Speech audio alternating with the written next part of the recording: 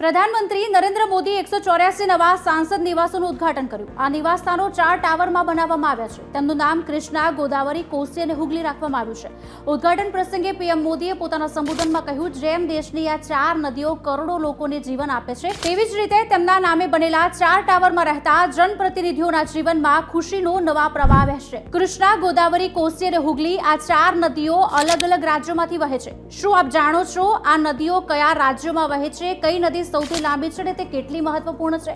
જી હા, આજે આ જ વિષય પર જાણવાની કોશિશ કરીશું। કૃષ્ણા 1400 કિલોમીટર લાંબી નદી મહારાષ્ટ્રમાંથી નીકળે છે। જી હા, કૃષ્ણા ઘણી રીતે ખાસ નદી છે। તે મહારાષ્ટ્રના સતારા જિલ્લામાંથી નીકળે છે। જિલ્લામાં મહાબળેશ્વર નજીક મહાદેવ ટેકરીઓમાંથી પસાર થાય છે અને ઘણા રાજ્યમાંથી પણ પસાર થાય છે। મહારાષ્ટ્રમાંથી નીકળતી તે કર્ણાટક, તેલંગાણા અને આંધ્રપ્રદેશમાંથી વહે છે અને બંગાળની ખાડીમાં પડે છે। તે 1400 કિલોમીટર લાંબી છે। દક્ષિણ ભારતની મુખ્ય નદીઓમાં તેની ગણતરી થાય છે। સિંચાઈની દ્રષ્ટિએ આ નદી મહત્વપૂર્ણ માનવામાં આવે છે। કૃષ્ણ ડેલ્ટા આંધ્રપ્રદેશના સૌથી ફળદ્રુપ કૃષિ ક્ષેત્રમાંનો એક છે। નાગાર્જુન સાગર અને શ્રીશૈલમ જળ વિદ્યુત પ્રોજેક્ટ આ નદીનો ભાગ છે।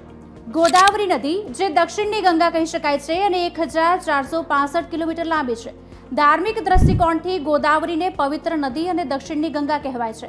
મહારાષ્ટ્રના નાસિક જિલ્લાના ત્ર્યંબકેશ્વરથી ઉદ્વતી અને ગોદાવરી તેલંગાણા, આંધ્રપ્રદેશ થઈને 1465 કિલોમીટરનું અંતર કાપે છે અને બંગાળની ખાડીમાં પડે છે। નાસિકનો કુંભ મેળો અને ઘણા તીર્થ સ્થાનો તેના કિનારે આવેલા છે। ગોદાવરી ડેલ્ટામાં મોટા પાયે ડાંગરની ખેતી થાય છે। આ નદી માછીમારી અને જળ પરિવહનમાં મહત્વપૂર્ણ ભાગ ભજવે છે। ભદ્રાચલમ જેવા ઘણા પ્રાચીન મંદિરો અને તીર્થ સ્થાનો તેના કિનારે આવેલા છે। તે જમીનની ફળદ્રુપતા વધારે છે અને પાણીનું સ્તર જાળવવામાં મહત્વપૂર્ણ ભૂમિકા પણ ભજવે છે। હવે વાત કોસીની। આ નદીને બિહારનું દુઃખ ગણવામાં આવે છે। આ ગંગાની મુખ્ય ઉપનદી છે, જે નેપાળમાંથી નીકળે છે અને બિહારમાંથી વહે છે અને ગંગામાં ભળી જાય છે। ચોમાસા દરમિયાન તેના વધતા પાણીના સ્તરના કારણે પૂર પણ આવે છે। લોકોએ તેનું વિનાશક સ્વરૂપ પણ જોયું છે। આ કારણ છે કે તેને બિહારનું દુઃખ કહેવાય છે।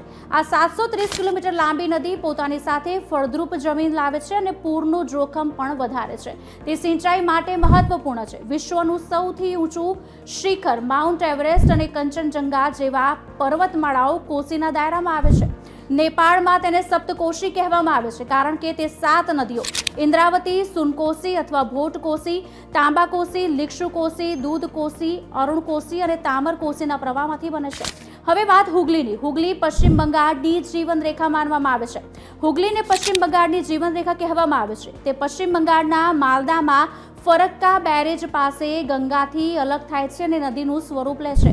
260 કિલોમીટર લાંબી આ હુગલી પશ્ચિમ બંગાળમાંથી નીકળે છે અને બંગાળની ખાડીમાં પડે છે। કોલકાતા બંદર અને હલ્દિયા બંદર આ નદીના કિનારે આવેલા છે। ધાર્મિક દ્રષ્ટિકોણથી ગંગાસાગરનું પ્રખ્યાત તીર્થસ્થળ તેનો એક ભાગ છે। કોલકાતા અને તેની આસપાસનો ઔદ્યોગિક વિસ્તાર આ નદીના કિનારે વિકસિત થયો હતો। બ્રિટિશ શાસન દરમિયાન આ નદી યુરોપિયન વેપારીઓ માટે ભારત આવવાનો મુખ્ય માર્ગ પણ હતો।